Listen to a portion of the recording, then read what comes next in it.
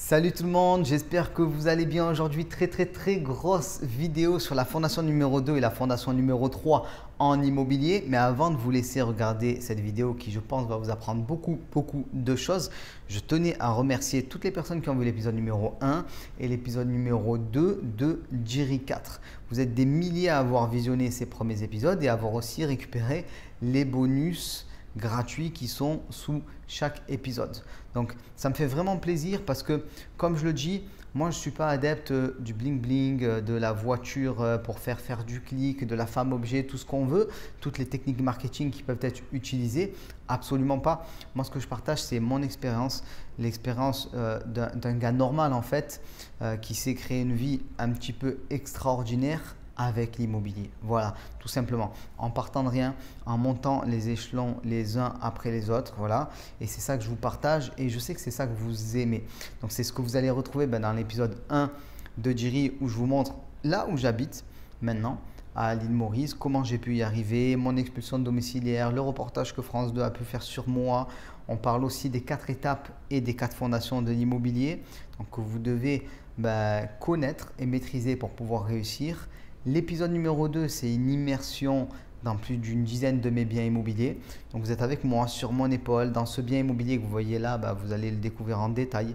Un immeuble, des divisions, de l'achat-revente. Voilà, tout ce qui marche en immobilier aujourd'hui en 2021.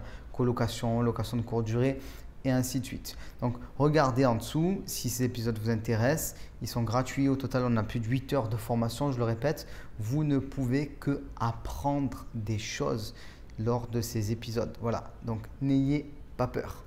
Maintenant, je vous laisse avec la fondation numéro 2 et la fondation numéro 3 de l'immobilier qui sont relatives au taux de crédit immobilier et à l'emprunt immobilier et aussi au marché, parce que peu de personnes maîtrisent les marchés correctement. Donc, je voulais vous expliquer ça devant un tableau avec des graphiques, ainsi de suite, de manière sérieuse, avec des véritables théories économiques pour que vous puissiez comprendre pourquoi vous pouvez vous enrichir en immobilier. Et ça, c'est important. Avant de se lancer dans quelque chose, il faut qu'on comprenne pourquoi, il faut qu'on en soit convaincu. Donc, regardez bien cette vidéo et après, rejoignez-moi pour les épisodes de Jiri 4. On se retrouve tout de suite. Ce qu'on va faire maintenant, c'est qu'on va passer à la fondation numéro 2, l'effet de levier du crédit immobilier et les taux qui sont historiquement bas. On va se pencher en détail sur tout ça. Ok, on attaque la fondation numéro 2, particulièrement important, taux des crédits immobiliers au plus bas, c'est-à-dire d'avoir de l'argent gratuit. Restez avec moi parce que là, vous vous dites « ouais, mais je connais ça ».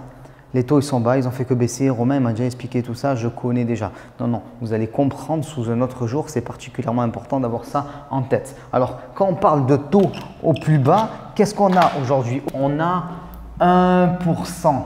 1%. C'est-à-dire que la banque, elle te prête de l'argent pour 1%. Moi, je ne te prête pas d'argent à 1%. Désolé, ça ne rapporte pas assez.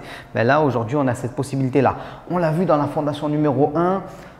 Les prix, ils ont explosé. On le voit ici, là, on se prend un 200% et toi, la banque, elle te demande 1% d'intérêt. Donc, on voit qu'il y a un gros décalage. Mais on va rentrer dans le détail des calculs pour que vous compreniez vraiment finement, c'est très important. Donc là, qu'est-ce qu'on voit? On voit ici, je vous montre ça, 100 000 euros sur 20 ans, ça nous fait une mensualité de 480 euros par mois. Donc, 480 euros par mois, 100 000 euros. Il y a beaucoup d'endroits, 100 000 euros, vous pouvez sans aucun problème avoir un loyer qui est de 480 euros. Donc déjà, on voit que sans travailler forcément, on arrive à être autofinancé parce que les taux sont particulièrement bas. Mais vous pouvez emprunter sur 25 ans s'il le faut, vous pouvez avoir de meilleurs modes d'exploitation et tout ça, on va en parler plus tard. Mais ça, c'est juste pour l'échauffement. Pourquoi je vous parle d'argent gratuit? Parce que là, l'argent n'est pas gratuit si on raisonne comme ça. Je vous ai menti. L'argent n'est pas gratuit puisque on a 15 000 euros d'intérêt. Mais comprenez, et là c'est très important, ayez-le en tête. Déjà 15 000 euros d'intérêt, c'est rien. C'est rien du tout comme je l'écris ici. Pourquoi j'écris ça? Je vais vous expliquer. Vous devez comparer les intérêts que la banque va vous demander sur 20 ans. Ça aussi c'est très important. Sur 20 ans, ça veut dire que la banque vous demande 750 euros d'intérêt par an seulement. pour avoir 100 000 dans ta poche, tu vas payer 750 par an. Alors, ce n'est pas exactement juste parce que sur les premières années, on paye plus d'intérêts. Sur les dernières années, on en paye moins. Mais je fais une moyenne pour simplifier. Mais pour avoir le droit d'acheter un truc à 100 000 et peut-être de le revendre et de prendre une grosse plus-value, toi, tu payes que ça. Donc, c'est très, très peu au niveau des intérêts. Donc, là, tu me dis, bon, ce n'est pas gratuit, j'ai compris, mais ce n'est pas cher. Ok, maintenant c'est gratuit. Pourquoi? Parce qu'il faut comparer, c'est même plus que gratuit. La banque, elle ne gagne pas grand-chose là-dessus et nous, on s'enrichit fortement. Pourquoi? L'évolution de la valeur du bien, ça c'est un facteur que vous devez prendre en compte. Vous achetez aujourd'hui un bien sur 20 ans et vous allez avoir 15 000 euros d'intérêt. Ça veut dire quoi? Ça veut dire qu'en fait, ce que vous allez rembourser à la banque, au total, c'est 115 000, ce n'est pas 100 000 euros. Ok, mais ton bien, dans 20 ans, combien il vaudra? Toi, tu l'as acheté 100 000 ton bien. Voilà. Je ne suis pas devin, mais qu'est-ce qu'on a vu? Ici, on a vu entre 2000 et 2020, on a divisé le nombre de mètres carrés énormément. Ça a pris 200%. Donc, il est assez probable que dans 20 ans, ton bien, il valent 200 000 ou plus. Et encore, il y a plein d'autres techniques, on va voir ça juste après, fondation numéro 3. Donc déjà, tu comprends que toi, on t'a prêté 100 000, tu rembourses 115 000. Donc toi, tu dois donner ça à la banque, 115 000. Voilà, 115 000, c'est très bien. Ok, donc on voit bien que là, tu t'es enrichi énormément. Mais il n'y a pas que ça, il y a aussi les loyers. Tu vas tirer des loyers tous les mois. Donc, je ne sais pas combien. Tu peux faire plein de types d'exploitation. Là, ça, c'est une location classique, mais tu peux faire de la courte durée, de la colocation. On verra tout ça. Donc, on comprend bien que l'argent, aujourd'hui, est gratuit. Et quand vous commencez un peu à faire la jonction entre la création monétaire, le fait de pouvoir créer de l'argent en présentant des biens immobiliers en banque, en prenant la garantie, donc en obtenant un crédit, en ayant un locataire, avec le fait qu'on vous demande seulement 1% d'intérêt, que votre bien va augmenter en valeur et que vous percevez des loyers, on comprend bien qu'il y a vraiment une possibilité de s'enrichir dans des proportions qui sont extrêmement importantes. Et ça, c'est la fondation numéro 2. Je vous donne autant de détails parce que quand vous avez ça en tête, vraiment, vous l'avez chevillé au corps. C'est-à-dire que vous y pensez en permanence, vous allez investir, vous allez démultiplier vos investissements immobiliers et vous allez vous enrichir parce que quand vous comprenez le mécanisme, vous voulez y aller. Tant que vous n'avez pas compris le mécanisme, vous n'avez pas cette conviction. Moi, si j'ai acheté autant d'immobilier, c'est parce que je savais qu'à chaque achat, je m'enrichissais et que ça allait être encore plus fort avec les années qui passent. Parce que j'avais cette conviction, mais qui n'est pas un délire de l'esprit, qui est basé sur une réalité économique. Et c'est très important. Donc, on va continuer maintenant avec la fondation numéro 3. On va passer dans ce tableau-là. Fondation numéro 3.